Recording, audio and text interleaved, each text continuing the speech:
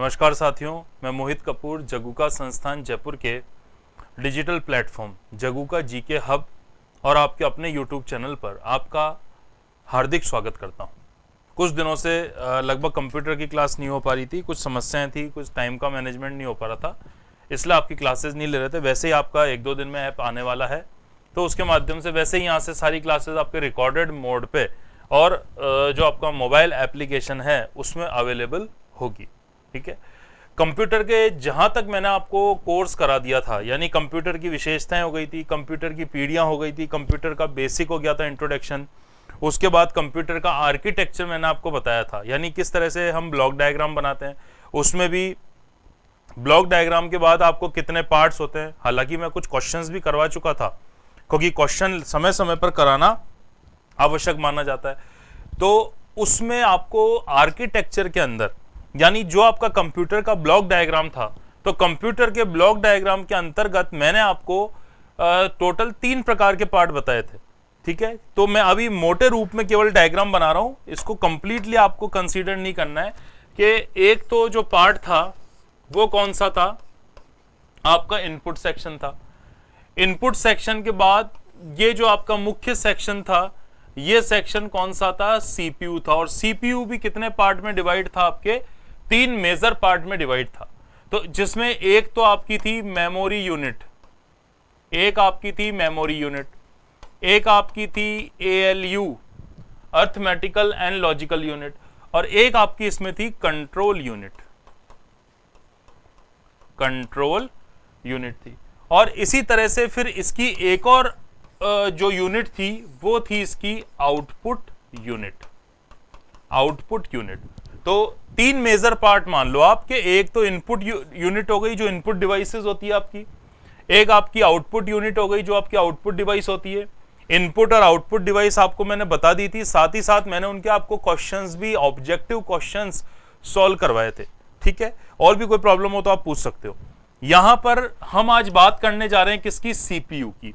ठीक है, 2 चीजें कर ली है 3 में से, सबसे मेजर चीज जो थी और सबसे मोस्ट इंपॉर्टेंट चीज है वो बची हुई रह गई थी, और वो बची हुई चीज कौन सी है, आपकी सीपीयू है, सेंट्रल प्रोसेसिंग यूनिट। जब सेंट्रल प्रोसेसिंग यूनिट पे जाते हैं तो सेंट्रल प्रोसेसिंग यूनिट फर्दर आपके 3 पार्ट में डिवाइड होती है, जो मैं बता चुका हूं आपको। ठीक है, मेमोरी यूनिट हो गई, आपकी एएलयू हो गई, और कौन सी हो गई, आपकी कंट्रोल यूनिट हो गई। तो इस माध्यम से आप ये चीजें क्या कर सकते हो, सॉल्व कर सकते हो। क्या कर सकते हो, आप सॉल्व कर सकते हो। तो मेनली जो हमारा आज पूरा ध्यान रहेगा वो किस पे रहेगा, हमारा सीपीयू पे रहेगा। जो पूरा का पूरा कंसंट्रेशन रहेगा वो किस पे रहेगा, हमारा सीपीयू पे रहेगा। ठीक है, तो हम सीपीयू से शुरू करते हैं। सीपीयू के जो डिफरेंट पार्ट्स हैं उनको वन बाय वन करके समझेंगे और उनकी क्या क्या वर्क होता है वो समझने की कोशिश करेंगे। तो तीनों सेक्शन पे जाने से पहले, मतलब इन तीनों पर जाने से पहले मैं सबसे पहले कहां पर आता हूं, सीपीयू पर आता हूं, और सीपीयू पर आकर उसको बताने की कोशिश करता हूं। ठीक है, तो सबसे पहले मैं नेक्स्ट स्लाइड पे चल जाता हूं, एक बार वहीं ढंग से इसको करके देखते हैं। तो सबसे पहला हो गया आपका CPU. CPU central processing unit. क्या हो गई, सीपीयू हो गई, सेंट्रल प्रोसेसिंग यूनिट हो गई। ठीक है, इसको अलग अलग नाम से जानते हैं। इसको हम एक तो आम भाषा में बोल देते हैं कंप्यूटर का मस्तिष्क कहते हैं इसे। क्या कहते हैं इसे हम, कंप्यूटर का मस्तिष्क कहते हैं। The brain of a computer जो कहा जाता है वो किसे कहा जाता है, सीपीयू को कहा जाता है। ठीक है, और एक चीज का आपको और ध्यान रखना है, एक चीज का ध्यान क्या रखना है कि माइक्रो कंप्यूटर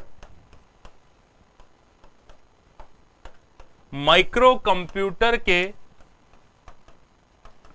सीपीयू को, माइक्रो कंप्यूटर का जो सीपीयू होता है उसे माइक्रो प्रोसेसर कहते हैं। माइक्रो प्रोसेसर कहते हैं। कोई कंफ्यूजिंग लाइन नहीं है, बिल्कुल सिंपल सी लाइन है, आपको ध्यान रखनी है। सबसे पहली कि कंप्यूटर का ब्रेन, जैसे हमारा मनुष्य शरीर होता है, तो मनुष्य शरीर में शरीर की भले ऐच्छिक क्रियाएं हों, अनैच्छिक क्रियाएं हों, आवश्यक क्रियाएं हों, जैव रासायनिक क्रियाएं हों, उपापचयी क्रियाएं हों, वो सभी क्रियाएं हमारे ब्रेन, हमारे मस्तिष्क के माध्यम से सॉल्व की जाती है, उनका आउटपुट, उनका रेस्पॉन्स, उनका रिजल्टेंट निकाला जाता है। तो कंप्यूटर का जो मस्तिष्क कहा जाता है वो तो हम दोस्तों किसको बोलते हैं, सीपीयू को कहते हैं। कंप्यूटर का जो मस्तिष्क बोलेंगे वो किसको बोलेंगे, सीपीयू को बोलेंगे। तो ये तो बिल्कुल आम चीज है। फिर ध्यान रखना है माइक्रो कंप्यूटर। माइक्रो कंप्यूटर आपको कौन से बताए थे, वह कंप्यूटर जो साइज में छोटे होते हैं और जिन पे केवल एक समय में एक ही व्यक्ति काम कर सकता है, इस प्रकार के कंप्यूटर को हम क्या कहते हैं, माइक्रो कंप्यूटर। जैसा आपका लैपटॉप हो गया, आपका डेस्कटॉप हो गया, आपका मोबाइल हो गया, आपका टैबलेट हो गया, आपके पाम टॉप्स हो गए, ये सारे माइक्रो कंप्यूटर के प्रकार हैं। तो माइक्रो कंप्यूटर का जो सीपीयू होता है, आपका जो फोन है, आपका जो मोबाइल फोन होता है वो भी तो एक प्रकार का कंप्यूटर है, तो उसके अंदर भी सीपीयू है। तो माइक्रो कंप्यूटर का जो सीपीयू होता है उसको हम बोलचाल की भाषा में क्या बोल देते हैं, माइक्रो प्रोसेसर बोल देते हैं।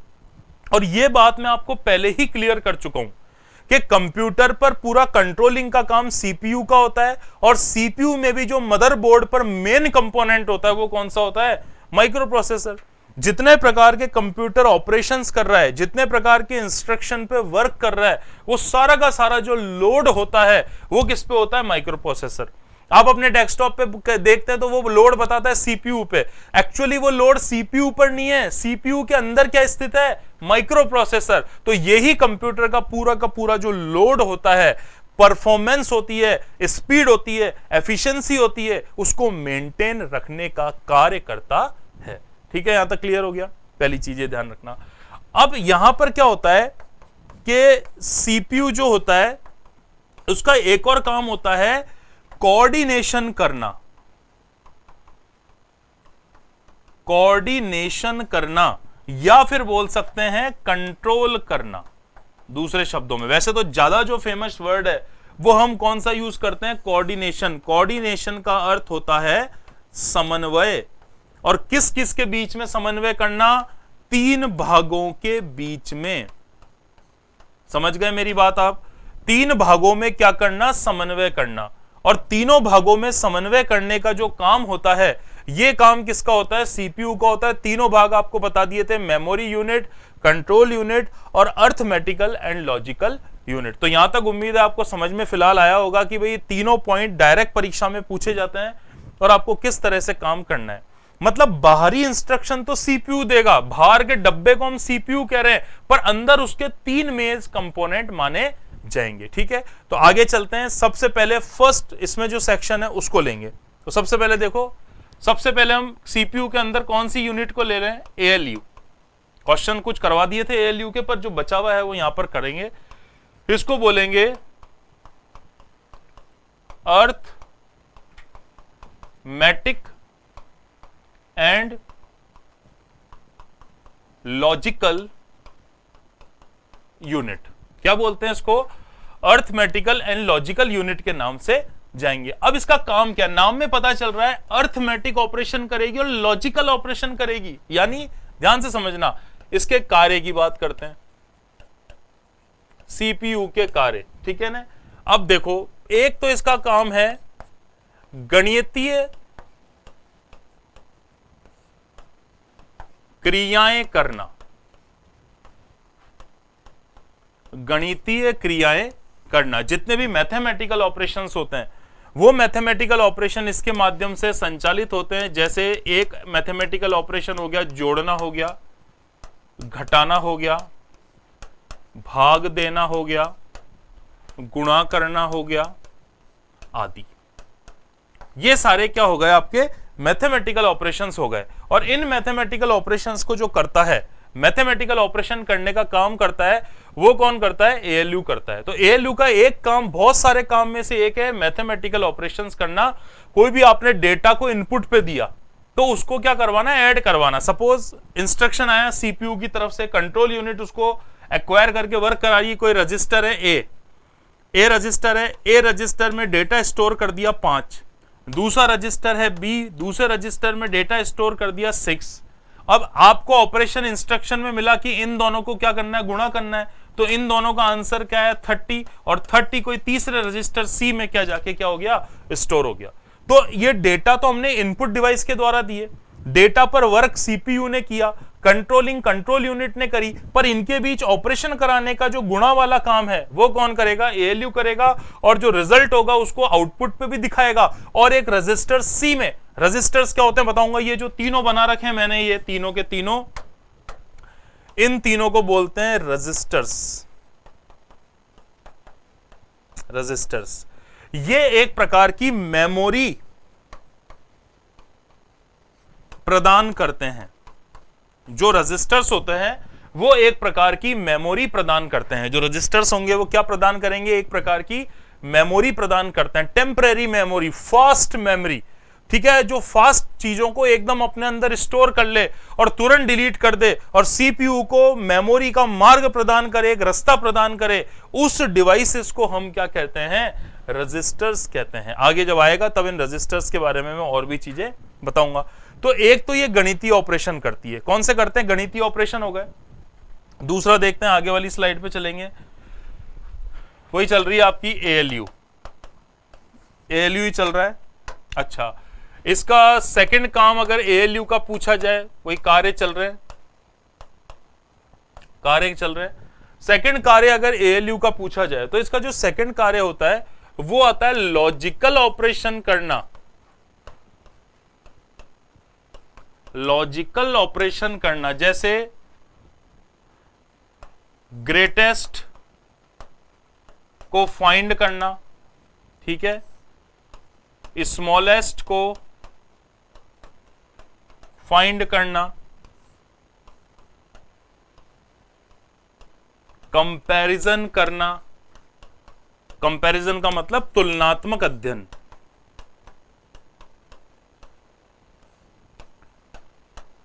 कंपैरिजन का अर्थ हो गया तुलनात्मक अध्ययन करना। तो भाई ग्रेटेस्ट को फाइंड करना, स्मॉलेस्ट को फाइंड करना, कंपैरिजन करना, या फिर इसी में लॉजिक गेट के ऑपरेशंस यूज होते हैं।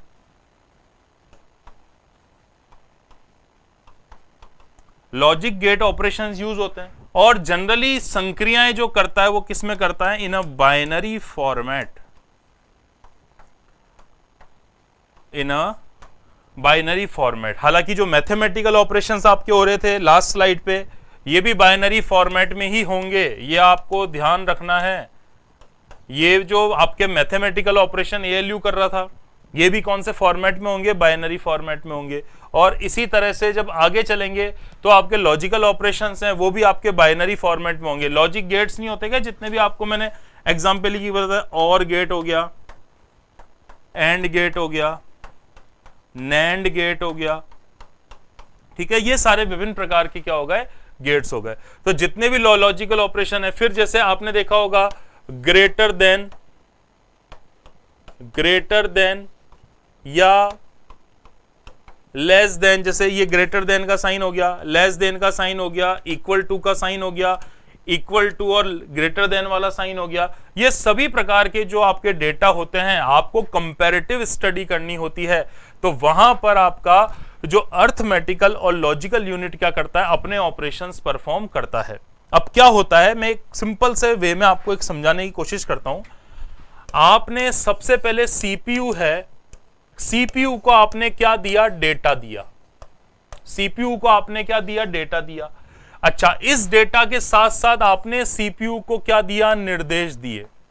इस डेटा के साथ साथ आपने सीपीयू को क्या दिए? निर्देश दिए, यानी कमांड दिए। तो एक तरफ निर्देश दिए, एक तरफ डेटा दिए। तो इसके आधार पर सीपीयू सबसे पहले कंट्रोल यूनिट को कॉल करता है। कंट्रोल यूनिट को तो क्या देता है? काम देता है।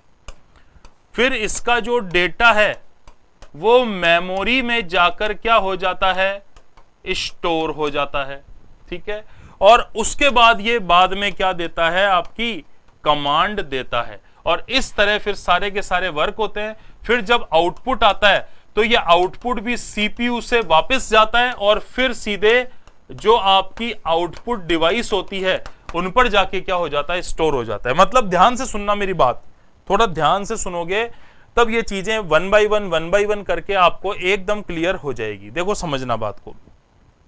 आपने अपने कीबोर्ड से कोई ना इनपुट दिया डेटा पे और कमांड दिया।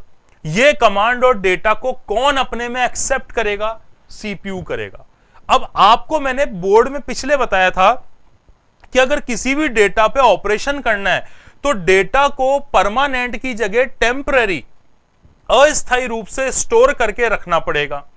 डेटा को जब अस्थायी रूप से स्टोर करोगे तो उसके लिए रजिस्टर्स की जरूरत होगी। तो रजिस्टर में सीपीयू डेटा को क्या कर देता है, स्टोर कर देता है। कंट्रोल किसको दे देता है, कंट्रोल यूनिट को दे देता है। और बाकी ऑपरेशंस कौन करती है, एएलयू करती है। जब ऑपरेशन के बाद रिजल्ट आता है तो वो रिजल्ट सीपीयू को भेज दिया जाता है। तो सीपीयू क्या करता है, उस रिजल्ट को वापस से मेमोरी में स्टोर करवाता है और आउटपुट पे प्रदर्शित करवाता है। तो इस तरह का ये कंप्लीट जो ऑपरेशन होता है ये किसके द्वारा होता है, सीपीयू के द्वारा संचालित किया जाता है। ठीक है, तो आपको थोड़ा थोड़ा समझ में आया होगा। मतलब कहने का मतलब है कि कॉन्सेप्ट है पूरा। अगर ये कॉन्सेप्ट को हमने फीड कर लिया हमने इस कॉन्सेप्ट को समझ लिया, तब हमें किसी भी प्रकार की कोई दिक्कत नहीं आएगी। ठीक है, ये ध्यान रखना। एक और मैं बताता हूं आपको, इसमें बात करते हैं हम मेमोरी यूनिट की।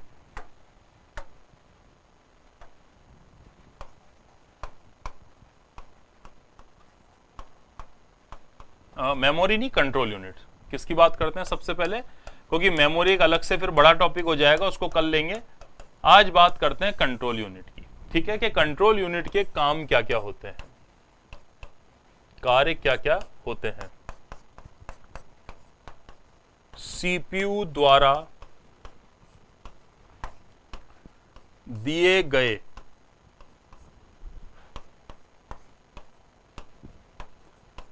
निर्देशों की पालना करवाना। सीपीयू द्वारा दिए गए निर्देशों की पालना करवाना। सीपीयू ने जो भी कमांड दिए, निर्देश दिए, उनकी क्या करवाता है, पालना करवाता है। ठीक है, फर्स्ट प्रायोरिटी वाले निर्देशों को संचालित करवाना। संचालित करवाना जो फर्स्ट प्रायोरिटी वाले हैं। आपने देखा होगा सीपीयू के पास बहुत सारे काम होते हैं। ठीक है, कुछ काम होते हैं जो अर्जेंटली करने होते हैं, कुछ काम होते हैं यदि वो थोड़ी देर बाद क्यू में है, लाइन में है, और थोड़ी देर बाद भी वो कार्य हो जाएंगे तो कोई बहुत बड़ा पहाड़ नहीं टूट पड़ेगा, कोई बहुत बड़ी समस्या नहीं हो जाएगी। तो सीपीयू ने जो भी कमांड दिए तो उन कमांडों को प्रायोरिटी बेसिस पे, यानी जिसकी पहले नंबर आना चाहिए उसको पहले लेता है, जिसकी जरूरत पहले है। ठीक है, और जिसका नंबर बाद में आना चाहिए उसको क्या लेता है, बाद में लेता है। जो जिसका नंबर पहले है उसको पहले लेता है और जिसका नंबर बाद में है उसको बाद में लेता है। तो इस तरह करके क्या करता है, ये इन चीजों को कंप्लीटली संचालित करता है। ठीक है, एक तो ये करता है। दूसरा, विभिन्न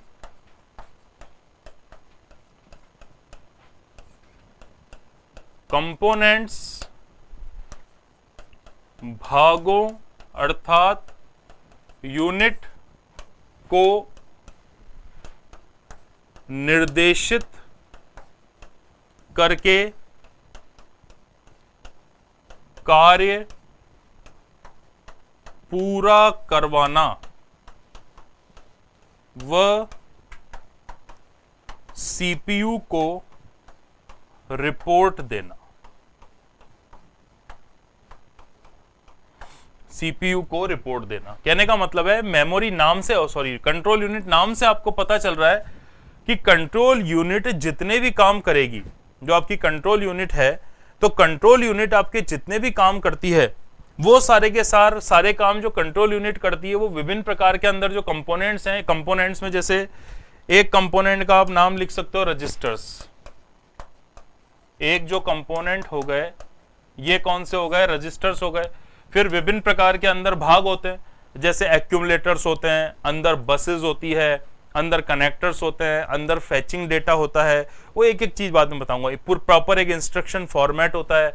फिर अंदर दूसरी मेमोरी यूनिट्स होती है, उनको कोऑर्डिनेट करता है, उनको निर्देशित करता है, उनसे कार्य कराता है।